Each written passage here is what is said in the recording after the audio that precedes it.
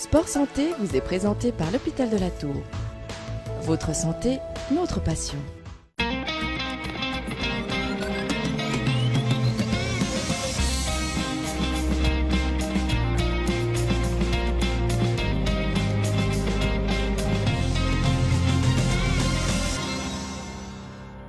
Salut à tous, bienvenue, merci d'être avec nous dans ce magazine Sport Santé. Aujourd'hui, on s'intéresse à la cheville, à l'entorse de la cheville, plus précisément des explications tout de suite du docteur Maxime Gros-Claude.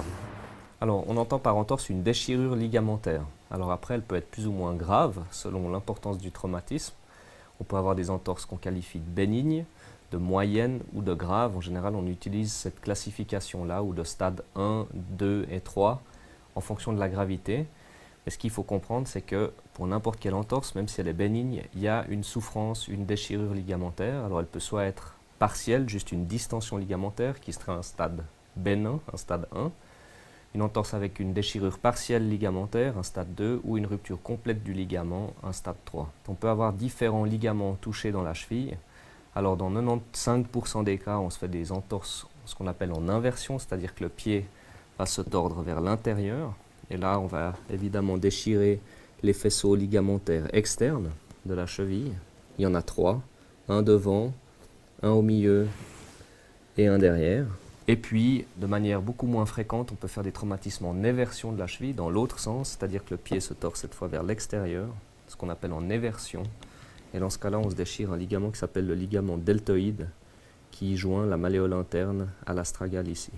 Comment est-ce qu'on peut se rendre compte soi-même que la situation est grave et mérite d'être mérite de consulter ou pas? Alors, déjà, c'est le mécanisme qui nous intéresse. Comment c'est survenu cette entorse? Est-ce que c'était simplement en marchant, en ratant un trottoir? Est-ce que c'est arrivé en courant? Est-ce que c'est arrivé à la réception d'un saut? Est-ce que c'est arrivé à haute énergie dans un accident de voiture?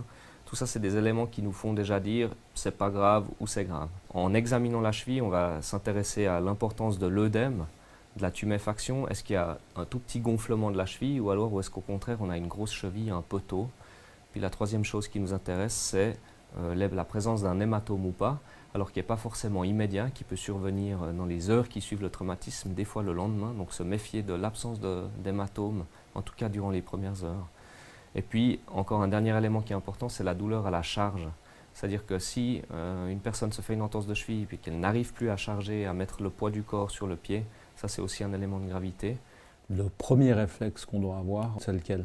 C'est je pense, de mettre de la glace. C'est ce qu'on appelle le protocole RICE finalement, c'est mettre de la glace, surélever le membre, faire un bandage compressif et garder le repos. Si c'est une entorse bénigne avec simplement un étirement du ligament, on peut traiter ça par une simple bande élastique pendant quelques jours.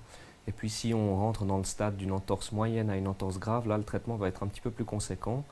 Souvent on a besoin d'examens complémentaires, en tout cas une radiographie pour commencer, pour s'assurer l'absence de fracture et puis que c'est bien juste une lésion ligamentaire. En général, pour les entorses moyennes, soit c'est très tuméfié, on les immobilise dans un plâtre pendant une dizaine de jours et ensuite les patients gardent un aircast ou autre type d'attelle ressemblant à un aircast pendant 6 semaines. C'est à peu près la durée de cicatrisation d'un ligament. Et puis quand c'est des entorses graves avec plusieurs faisceaux ligamentaires déchirés, là ça peut aller jusqu'à une immobilisation plâtrée pendant 6 semaines. On doit prendre ces entorses au sérieux dans la mesure où si on ne fait pas ce qu'il faut, on peut avoir des séquelles, des récidives et on peut être un petit peu embêté toute sa vie finalement. Alors moi je dirais que oui, chaque entorse doit être prise au sérieux et il ne faut pas banaliser les entorses dans la mesure où il y a effectivement une déchirure ligamentaire par définition. Alors, évidemment, dans la majorité des cas, c'est des entorses simples qui guérissent souvent très bien. Puis, dans certains cas, vous pouvez avoir des lésions associées à des lésions ligamentaires, d'autres ligaments qui peuvent être touchés, comme un ligament qui ponte le péroné au tibia qui s'appelle la syndesmose, qui est ici devant. Ça, c'est un ligament qui, quand il est déchiré, mérite d'être traité de manière très rigoureuse et rapprochée. Ou en général, si c'est une lésion unique de la syndesmose, on doit l'immobiliser pendant 6 semaines dans un plâtre. Après, on peut se faire des lésions associées comme des lésions du cartilage, parce qu'il ne faut pas oublier que juste en dessous du tibia vers l'astragale, vous avez ici une surface cartilagineuse qui permet à l'articulation de bien glisser. Et parfois, dans certaines entorses de cheville, on peut avoir des lésions cartilagineuses.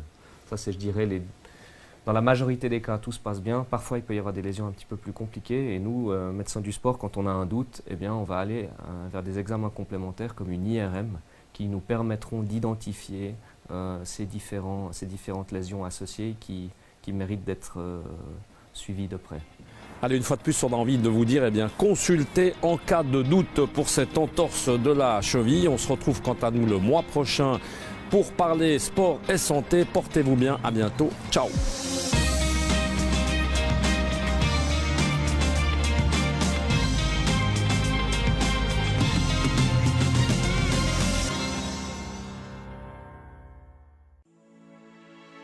Sport Santé vous a été présenté par l'hôpital de la Tour.